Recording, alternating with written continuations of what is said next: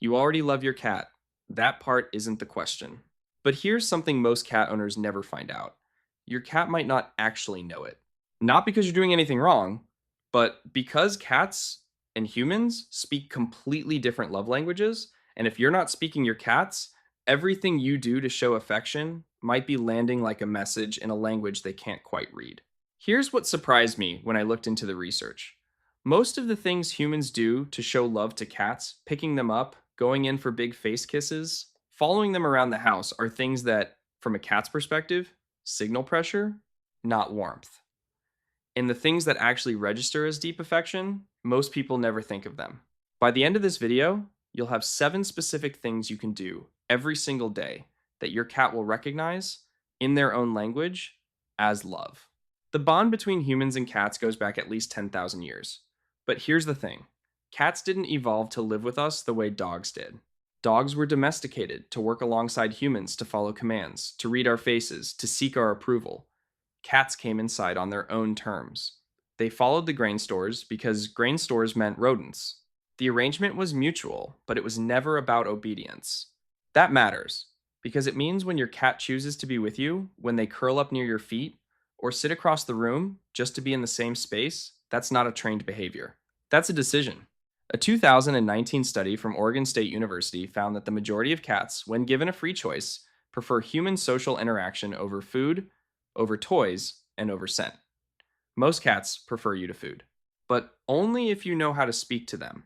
We're going to go through 7 things you can do every day that your cat will feel as love, not because you're projecting, but because each one maps directly onto how cats communicate trust, safety, and attachment with each other. Let's start with the one that takes almost no effort and works almost every time. Number 1, slow blink at them every day. Slow blink at your cat on purpose, once a day, minimum. In cat body language, direct eye contact from a stranger is a challenge. It signals threat.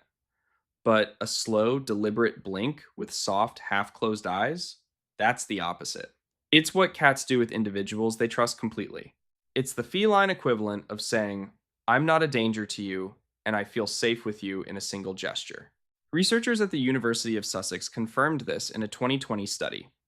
Cats were more likely to slow blink back at humans who initiated the gesture first. And cats were significantly more willing to approach researchers who slow blinked at them than those who maintained a neutral face. So, next time your cat catches your eye from across the room, don't look away. Narrow your eyes slowly. Let them drift half closed. Then open them again. You may get one back. And when you do, that's your cat telling you, in their own language, exactly what you were hoping to hear. But slow blinking is just the beginning. The next thing is something most cat owners do instinctively, but rarely get the timing right. Number 2, get on their level and let them come to you. Get low, sit on the floor, and wait. This sounds passive, but it is one of the most active things you can do for your relationship with your cat. Cats are both predator and prey animal. Anything large looming over them activates a protective instinct, even when that large thing is someone they love. When you crouch, sit, or stretch out at their level, you remove yourself from the threat category entirely. Research on cat-human interaction consistently shows that cats form stronger bonds with people who allow the cat to initiate contact, not the other way around. A 2017 study published in Behavioral Processes found that cats were more persistent in their affection toward people who waited for the cat to approach and broke contact earlier with people who kept reaching for them. When your cat walks over and bumps their forehead into your hand, that's not random. Head bunting deposits scent from glands along their face. It's them marking you, claiming you. It means, in the clearest possible cat terms, you belong to me. In the best possible way. Now, here's where it gets a little more nuanced, because the next thing involves a skill most owners think they already have. Number 3, read the signals before you reach for them. Before you pet your cat, check in first. Every cat has a tolerance window for physical contact, and it shifts based on their mood in that exact moment. A cat that melted into a long ear scratch yesterday may only want 30 seconds of it today. And if you miss the signals that say, "I need a break now," you don't just lose the moment you leave a small withdrawal in the trust account. The early signals are easy to miss: a tail that starts gently flicking, skin that ripples along the back, ears that rotate backward, whiskers pulled flat. These aren't aggression, they're communication. They're your cat saying, I'm getting overstimulated. I need you to pause. A 2021 study published in the journal Animals found that cats in homes where owners were trained to recognize these cues showed significantly lower stress markers and more voluntary contact with their owners over time. Not more petting, more cat initiated affection. When your cat feels heard, they come back for more. The goal isn't fewer moments with your cat, it's better ones. And this next mistake, most cat parents make it without ever realizing it. Number four, play with them actively every single day. Not leaving a toy on the floor, playing with your hands every day. Here's what most people miss: a toy sitting still is not prey. Cats are wired for a specific hunt sequence: stalk, chase, pounce, catch, and that cycle only activates when something moves like prey does. Erratic, unpredictable. Sometimes fast, sometimes barely creeping. A toy on the floor doesn't do that. Veterinary behaviorists recommend at least 2 active play sessions per day, 10 to 15 minutes each.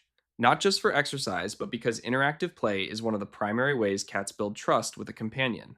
In the wild, cats that play together are cats that trust each other. When you guide that wand toy and your cat locks in tail low, pupils blown wide, whiskers pitched forward, you've activated something ancient in them. And when the session ends with them catching it a few times and flopping over, satisfied, you didn't just tire them out, you gave them one of the deepest forms of fulfillment a cat can have.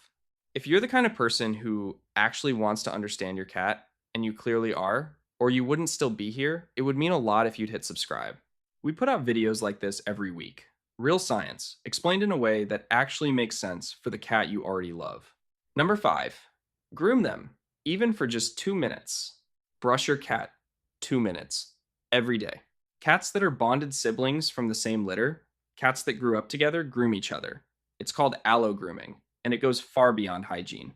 The areas cats groom on each other, the top of the head, the back of the neck, around the ears and chin, are areas a cat cannot easily reach on their own. When one cat grooms another there, it's an act of care that says, I'll do what you can't do alone. When you brush those same areas, and location matters, you slot directly into that role. You become, in your cat's nervous system, a bonded companion, not just a person who fills the bowl. A 2020 study on shelter cats found that brief daily contact focused on the head and neck region significantly increased affiliative behaviors toward humans within just 1 week. Not months. 1 week. 2 minutes. Behind the ears, along the top of the head, that's the whole thing. But the next one cuts deeper than any physical gesture, and it's the one that surprised me most.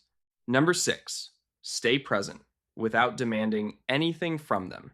Love your cat enough to leave them alone, but stay in the room. Cats are not solitary animals, but they are independent, and that distinction matters enormously. Unlike dogs, cats don't need constant reinforcement of the bond. What they need is presence without pressure, the reassurance that you're there without the demand that they engage. Animal behaviorists describe this as passive togetherness. It's one of the most consistent behaviors seen in bonded cat pairs.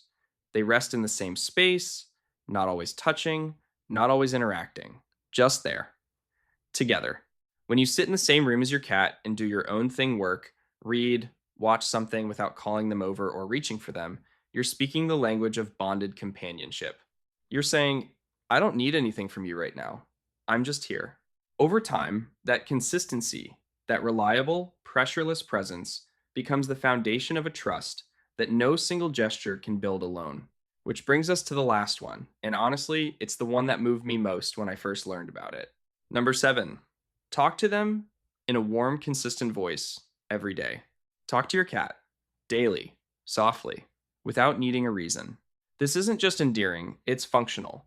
Cats recognize their owner's voice distinctly from other human voices.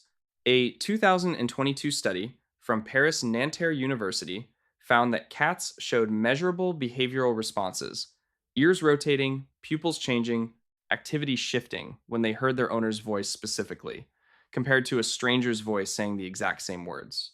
They know you, your particular sound, and over time, if your voice has consistently appeared in safe, warm moments, at feeding, during grooming, in quiet evenings on the couch, it becomes a comfort signal all by itself.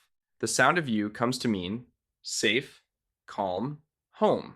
Say their name. Narrate small moments to them. Tell them you love them. Not because they parse the words, but because tone, warmth, and consistency are the message.